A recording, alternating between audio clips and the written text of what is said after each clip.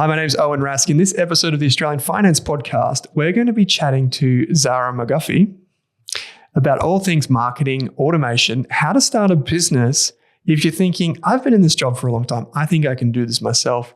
If you've got a side hustle already in play or your business is in motion, this is the episode for you. We talk about tools, technology, all the fun things like AI, social media, and more on this episode of the Australian Finance Podcast. Hello and welcome to the Rask Network.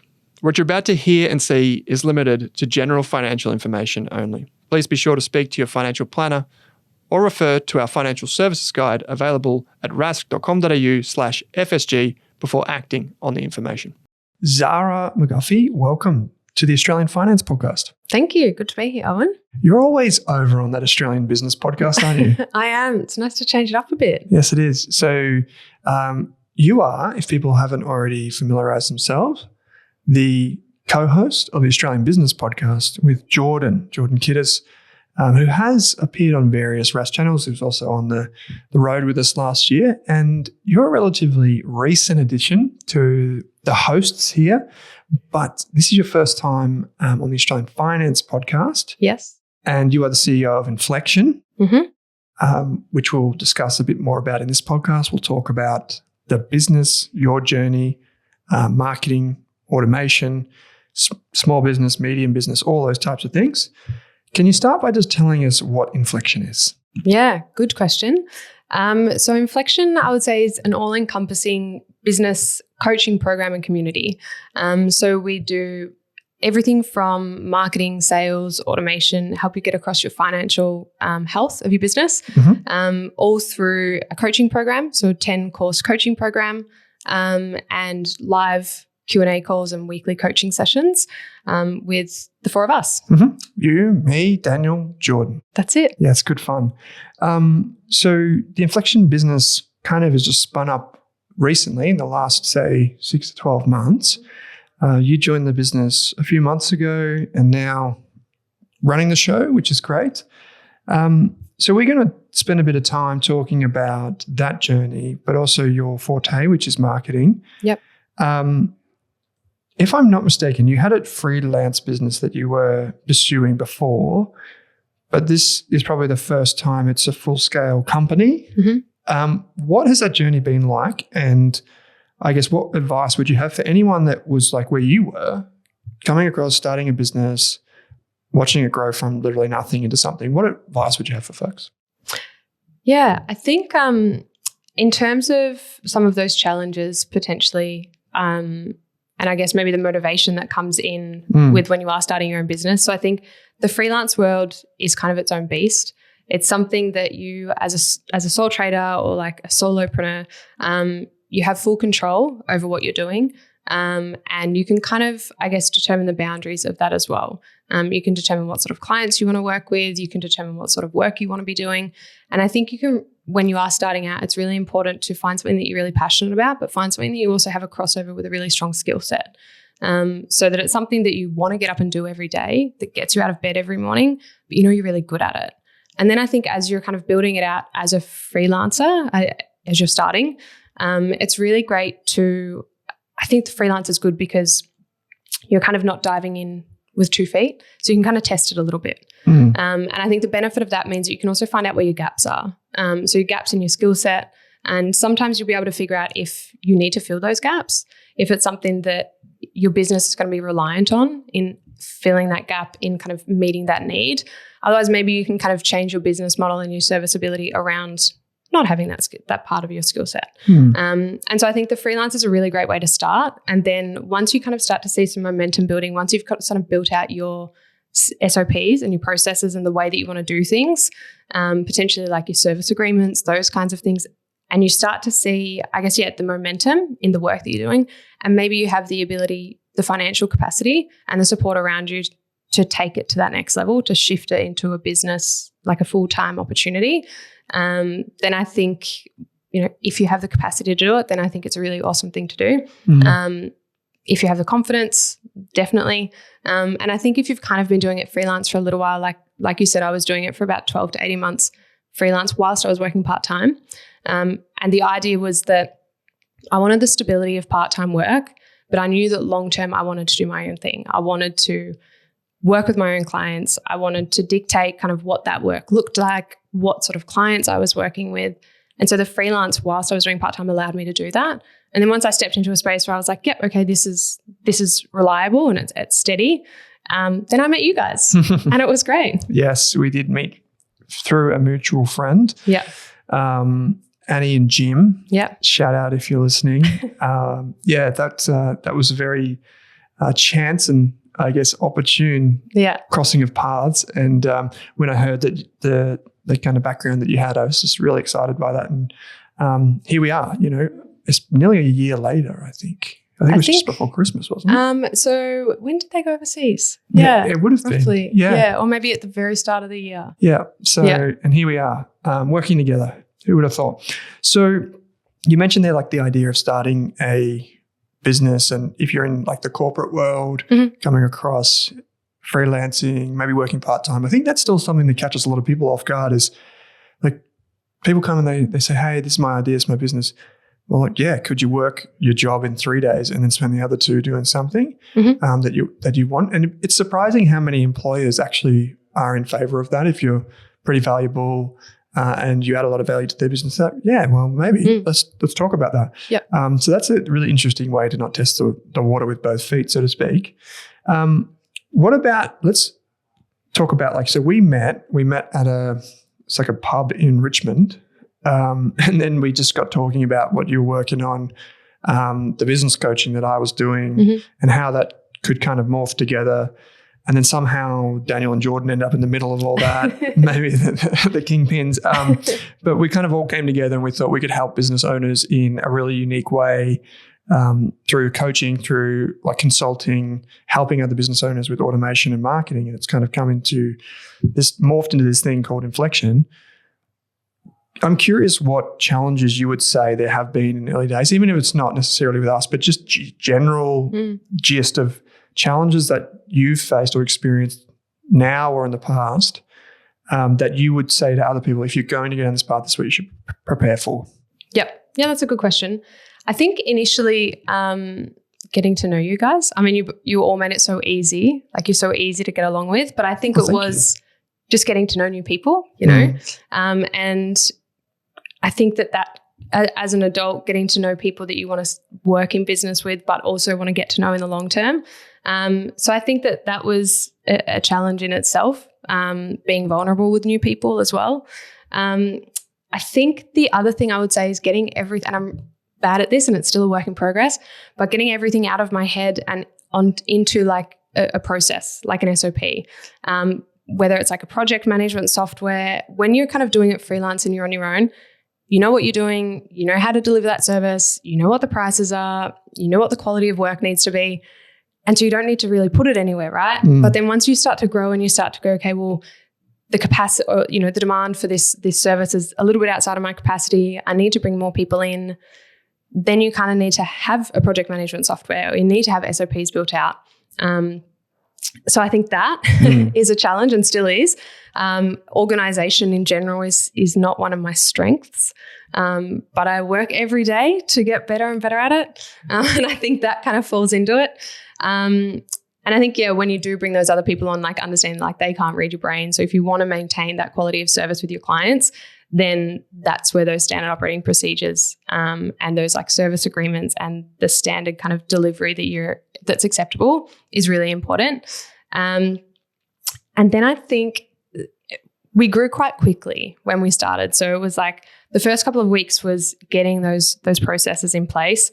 And then I think it got to a point where we sort of hit month 1, and then month 1 to month 3 like grew really quickly. And I think there was probably some decisions, in all honesty, that I made in those first kind of 2 to 3 months that probably weren't the best decisions, but they were rash decisions. Everything from kind of like hiring to software that I chose. And it was just decisions that I was like, I need to do something. I need it to work right now. Okay, great. Let's get this person on board. Yes, they tick this criteria. But do they tick all of the criteria, or do they tick all of those boxes? And same with some of the software, our invoicing software, for example. I chose the one that looked easy, user-friendly, looked pretty. And then after 3 months of using it, talking to Daniel, we were kind of like, I don't think this really works. It didn't really work for our clients.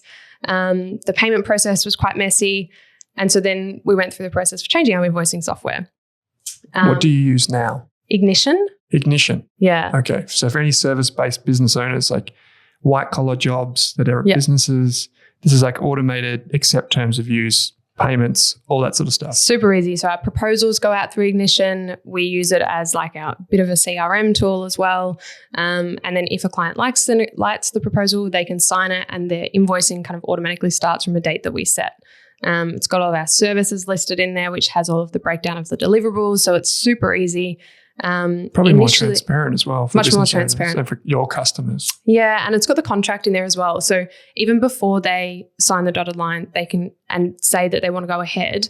In that very first proposal, they see what our contract looks like. So they know, again, like you said, it's fully transparent, which is really beneficial. I think it's what the boys use at Grayspace as well.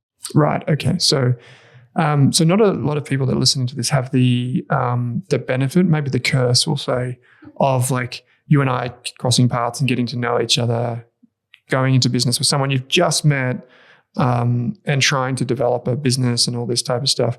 But I think some of the things that you've already mentioned, which they could relate to, are like those decisions you make in the early days. I'm glad you defined what SOP was, because a lot of people would have been listening to this being like, what the heck is an SOP? So what is it, standard operating procedure? Yes. So that's where that's so important for business owners. And Daniel often says this on the business podcast, which is it's better to have great processes over great people, because people can come and go, but processes pretty much stay the same, or you can adjust them. Yeah. And it's about getting your ideas as a freelancer or your ideas as someone that knows a system to put it down so other people can follow it and improve it if they need to, which is so important. Okay, so you'll be forgiven for all the those rash decisions in the early days, because that's just part of running a business. Yeah. Is there anything else that you would say, because you came from an organization a few years ago, a marketing organization that's really well established, people know the name, and you were one of the leaders in that business. You're pretty like high up in terms of your profession. Then you've gone to starting from scratch. What are those differences? Because I imagine there are a lot of people here that are thinking, I've always wanted to start a business, but I've got this good job, maybe I've got a family, maybe whatever, want to go overseas, whatever. Yeah. What are those? Were there any big differences for you? Yeah. Okay. Yes. I figured that answer. Yeah. A lot. I think the first thing that comes to mind is like switching off. I think, and I know that when you are really high up in a particular organization, or you have a lot of responsibility or a lot of accountability, it's hard to switch off anyway. But I think when you're running your own business, it hits different, right? It's not just switching off because, or it's not the inability to switch off because you've had a bad day and you kind of want to go home and talk about it, but I think it's not always in a negative way, but in a sense of like, sometimes you'll just be having a conversation with somebody and something they say sparks an idea that then your mind kind of goes on this little rat race or something. And you then kind of, I guess you're kind of opened up to more opportunities and you kind of see things in a different light. And I think because of that, again, this is more of a positive, but I think because of that, it's really hard to switch off, because quite often you can say, oh, well, that worked really well. Oh, my interaction with that business was this. Did I like that interaction? How could I apply that interaction to my business? And it could be like something that's customer facing. It could be your accountant that you're working with and how easy it was to get in touch with them at tax time. It could be, anything. So I think there's just little things about switching off that sometimes is a little bit different when it's your own business. I don't know if you would agree. Yeah. Kate once called me, just said, so what are the 3 words that you would use to describe me? And one of them was scattered. And I think that is a good one. That is another one. I've got a friend, Joe Mager, who recently started a venture capital firm in the US. And he had this LinkedIn post recently, and one of the criteria that he has was a scrappy founder. And I was thinking, it kind of describes most business owners, like scrappy is kind of how most business owners are, and it's how they start. Yeah. And that's just the reality of what it is like. So I would 100% agree with you. I think that's where having business partners, and if you find someone in your life that you can go into business with and you have like a legal agreement and you trust them and all those usual things, I think that's where that can be a superpower for most people. Yeah. Is like you've got this sounding board where you can deflect a lot of those kind of, brain fades and the crazy ideas that you come up with. Definitely. So you were freelancing for quite a while. A lot of people that listen to this freelance and do that as well. What advice would you have for people in that domain. So people that aren't like fully fledged in their business, but they do have a side hustle they're pursuing. I think first thing I would say, in all honesty, be prepared to fully commit. Because I think sometimes when you're doing it as a bit of a side hustle, it's exciting and it's fun because you don't do it for 40 or 50 hours a week. So I think be super passionate that it's something that you want to get up and do every single day, potentially 8 hours a day, potentially 10 hours a day for a really long time, that it's not something that you just kind of want to have a go at. I think it's really important to be passionate about it, and that your motivation comes from within. I think that's really important. I think you need to be intrinsically motivated because sometimes things aren't going to work. Yeah. Sometimes you're not going to have a great day. Sometimes you're going to have not a great conversation with a client. Maybe a proposal doesn't go the way it should. Maybe your finances are kind of fluctuating. And I think you need to be able to it's fantastic having other people that you can bounce off. But I think that's the one thing when you step out of a corporate organization or just anyone else's organization to doing it on your own, is that motivation has to come from within you. And I think if you've got that, then you can weather the storms. You can kind of get through the sunny days when everything's great and everything's kind of going the way that it should. But it's also what gets you through those kind of grim, cloudy days. It is, yeah, because it's like the curiosity that gets you back up on the horse. When we talk about investing and finance and these types of things, we think of it as a marathon, not a sprint. And anyone that's run a marathon would know that not every kilometer that you run in that race is going to feel the same. There are some patches, like particularly when you get to about 30K, Zara, from 30 to 35, it really starts to hurt. Yeah. But then once you get past 35, you're almost done. So I'll take your word for it. Yeah. So that's where things get kind of like really interesting. And it's the same for business owners in the sense that there are some times when things are really bad, and sometimes those things that are really bad go on for like a year. Like I spoke to someone recently that they lost $40,000 on a project.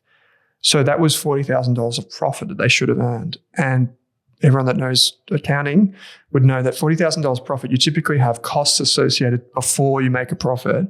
So they also had costs on top of that. And that one project cost them a whole year's worth of profit. And it was wiped out in like a couple of weeks. So effectively they worked a whole year and didn't make a profit in their business. Yeah. And that kind of stuff is pretty scary for a lot of people. And the way you keep going is you kind of just have faith and a belief that it's going to be okay. It's kind of like for people in my discipline, the investing side of things, it's like you don't know exactly why investing is really good for you, but you know that it's good because you've seen it before and you've seen other people do it. It's kind of like when you look at the rich list of people in the country, you see they're all business owners or they've all owned a business in the past and sold it. If we switch now away from kind of business and that sort of thing to marketing, you and Jordan recently run an email marketing webinar, which I can put in the show notes for people that are interested in how you run that for a business.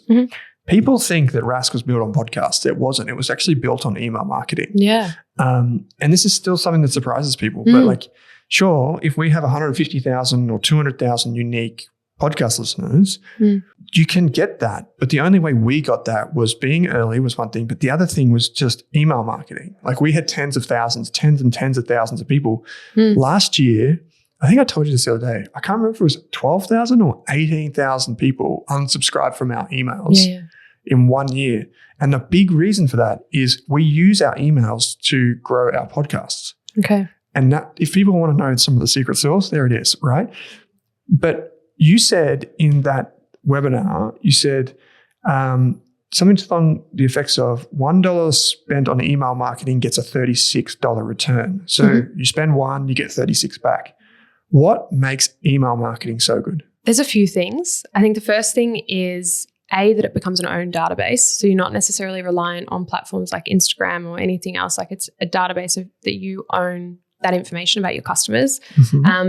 The reason it can become such a passive revenue stream for businesses, which is where that $1 every 36 comes in, is that you start to build out these really tailored and segmented profiles on people. And that helps to build those relationships, which essentially means that you can have almost one-on-one conversations with your customers. So you're not creating one email and sending it out to your 2,000 people that are on your database. You might be creating 4 different emails, and depending on what interaction someone's had with your business in the last 90 days, depending on which service they've used or which product they've bought or what podcast they've listened to, that depends on what piece of communication they get. And so the benefit of that is that you're actually honing in and giving people, value based on what they've already showed that they're interested in, rather than kind of assuming that people are interested in what you're putting out there. So if you're doing like a product launch, not everyone is going to care about your product launch. If they've only ever bought shoes from your business and you sell hats and bags and they've never bought one, they might not be interested. If over the last 3 years, that's all they've purchased from you, then maybe what you do is when you have a new shoe collection that goes out, that's when you would hit them up with that email. But maybe you don't necessarily need to be emailing them when that new hat collection comes out or when the new bag collection comes out.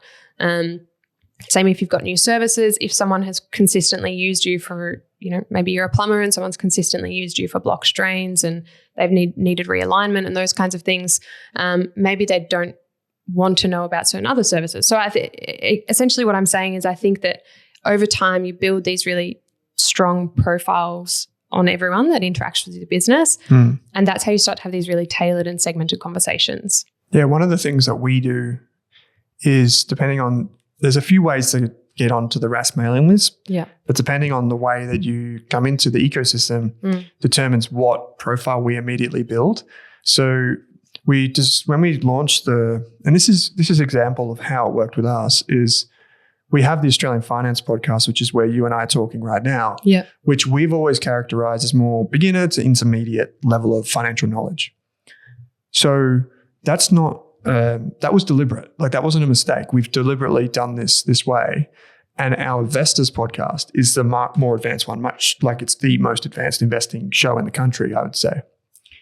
And so what we did was we deliberately launched those two podcasts together because that exactly matched what we were already doing on our websites, is that if you came on to our website and you took the ETF for Beginners course, you would be tagged beginner, right? Yep.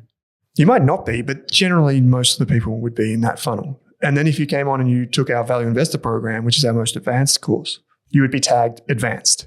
Then from that point, the first email you receive would depend on which tag you've got. And then from there, if you did a certain action, you would be tagged again.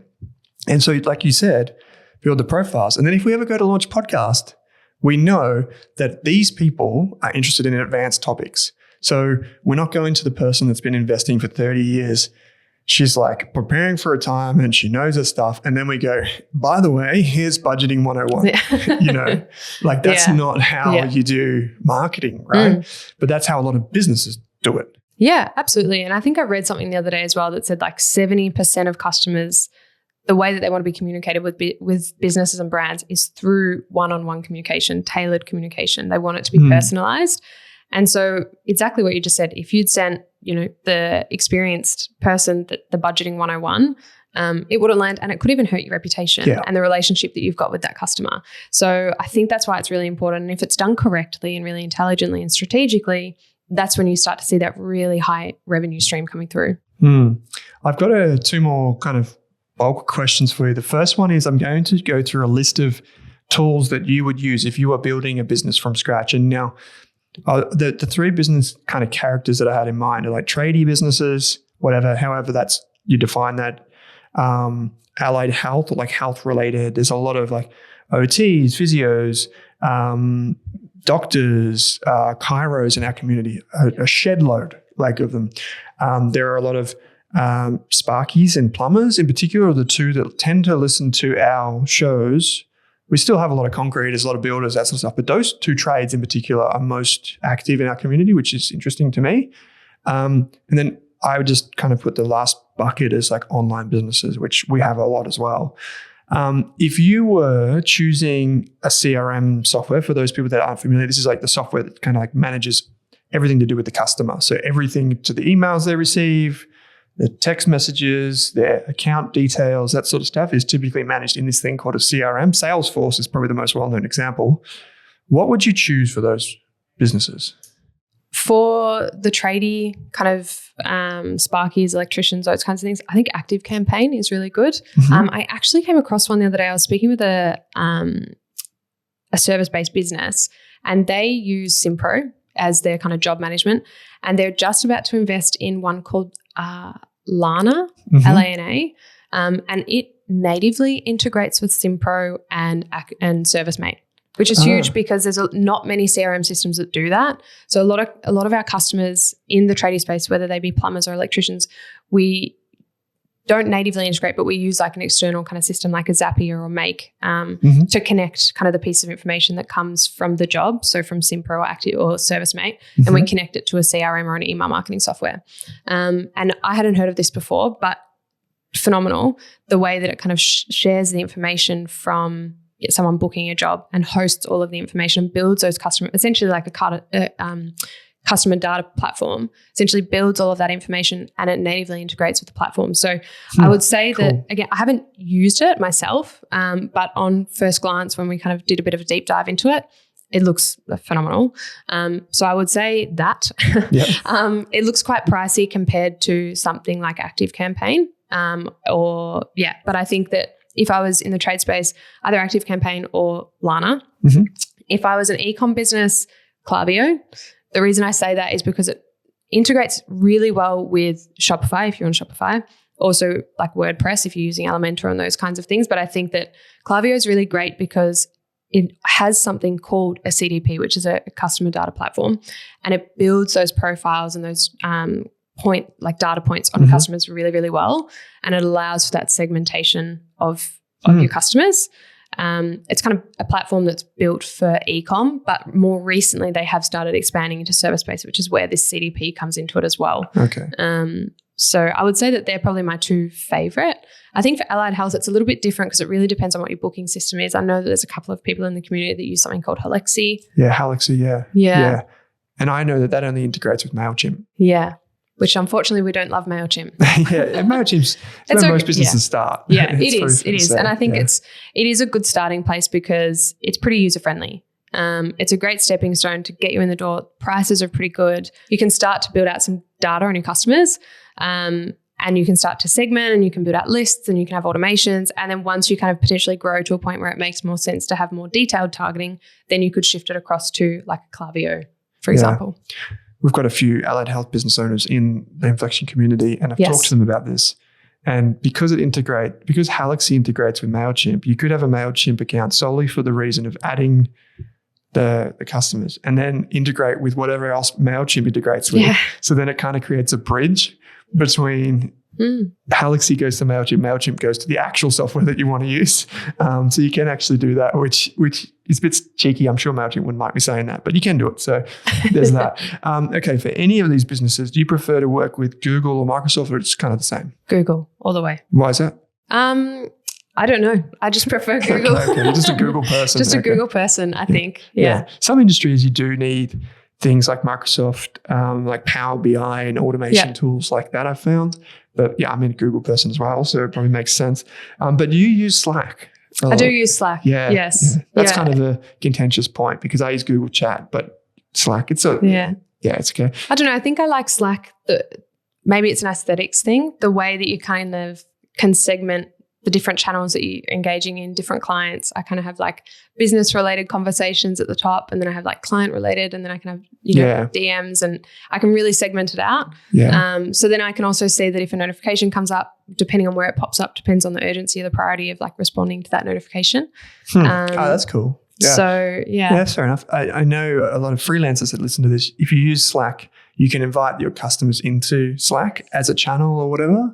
So then you can communicate with them about their project needs rather than having like so many emails back and forth. So that's a good pro tip for anyone that's building a business out. Definitely. And that's what we do too. We actually have different workspaces for our clients. And the benefit is that they can shoot us a question whenever they need to, and then we can get back to it as soon as possible or when we can.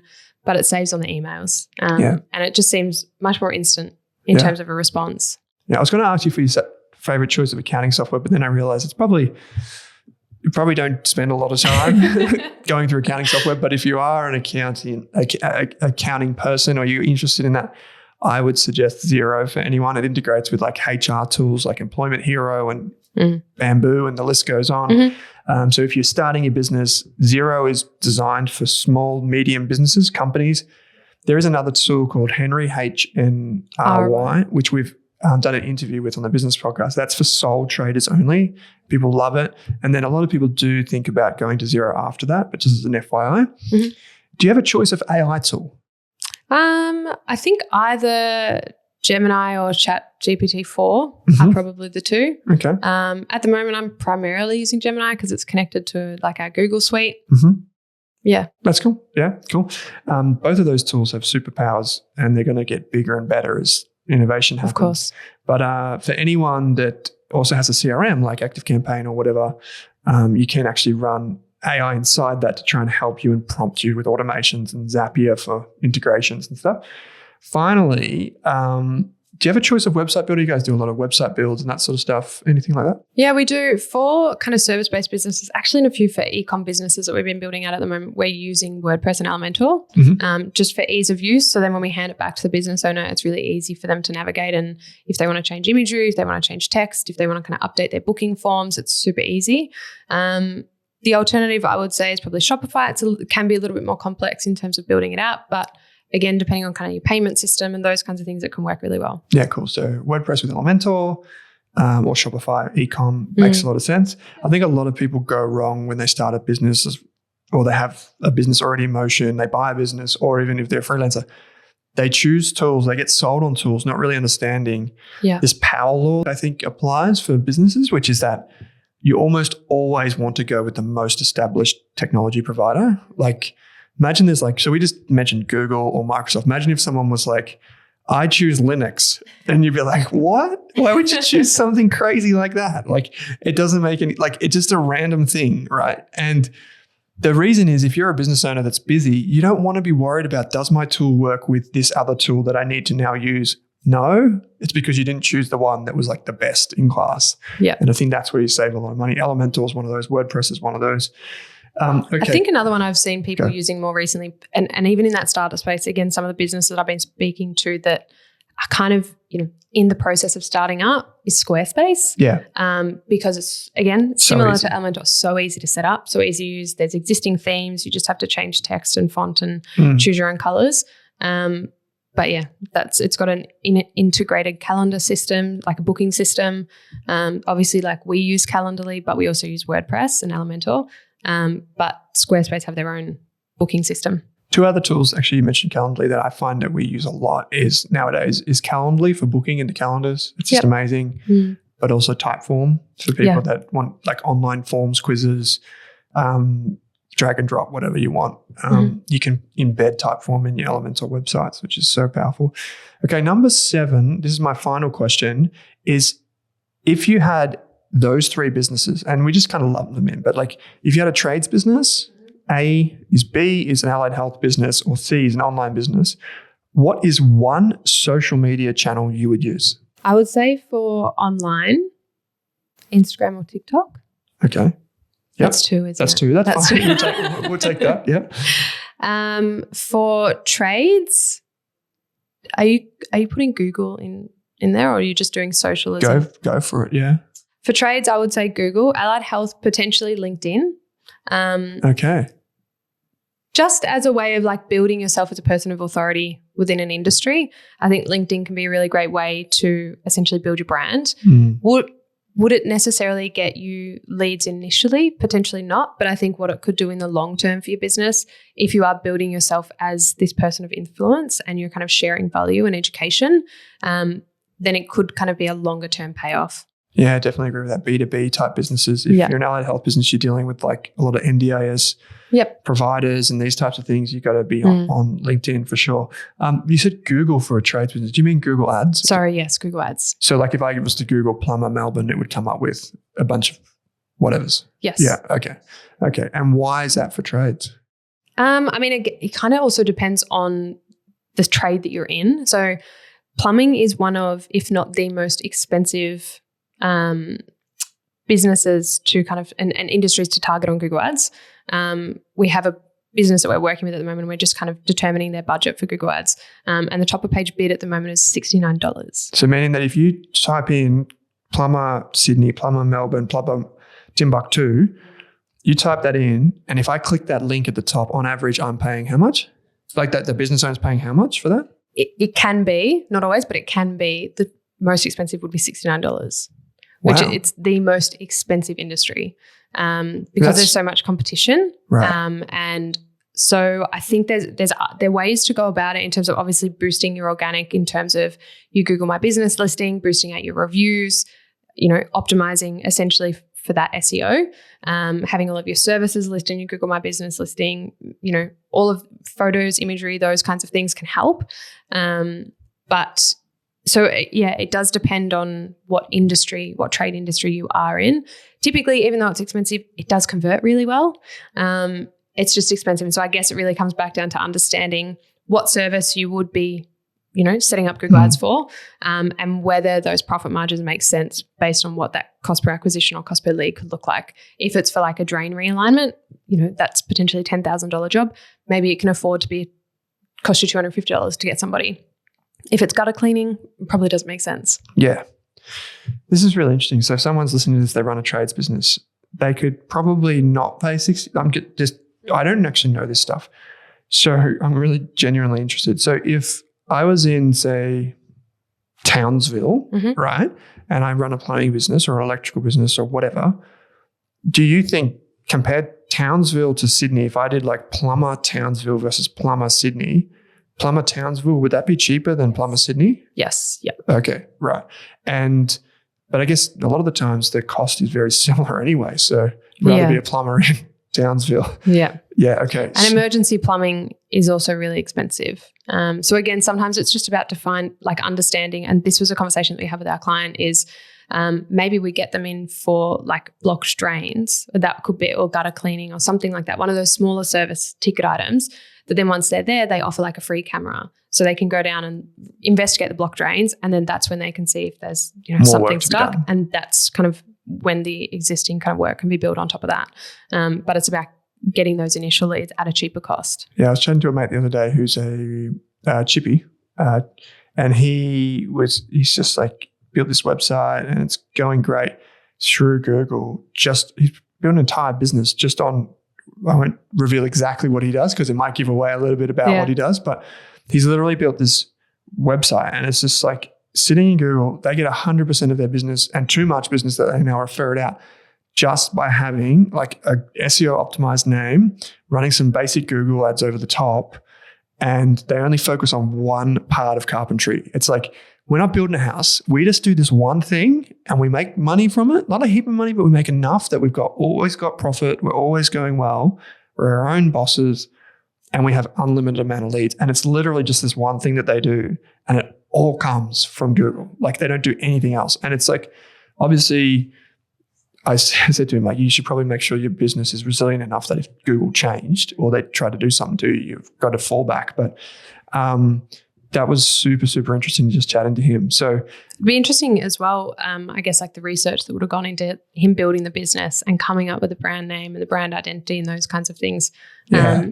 How much thought went into that? Well, it turns out they were part of a business that did it, but the person that was in the previous business wasn't like very good at their trade at all. And so they just got maximum amount of volume through and did a shit job.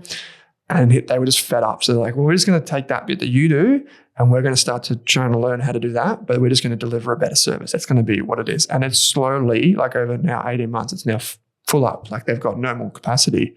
And it's worked really well because they've just run some basic Google ads on top of like the website and what they know how to do. And they're just in really good trades. And yeah, they've got absolutely no problem whatsoever. So yeah, I'll tell you a bit more about it off air, but this has been— Sounds interesting. Yeah, this has been heaps of fun. So anyone that's listening that has a business should definitely book a free call with you, which they can do over on the Inflection website. We'll put a link in the chat.